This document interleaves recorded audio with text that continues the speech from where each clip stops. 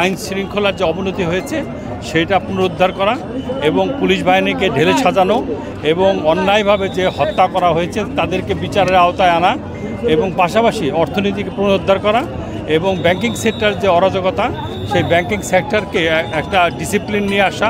250টিরও বেশি design option নিয়ে Walton smart fridge, বোঝে আপনার প্রয়োজন।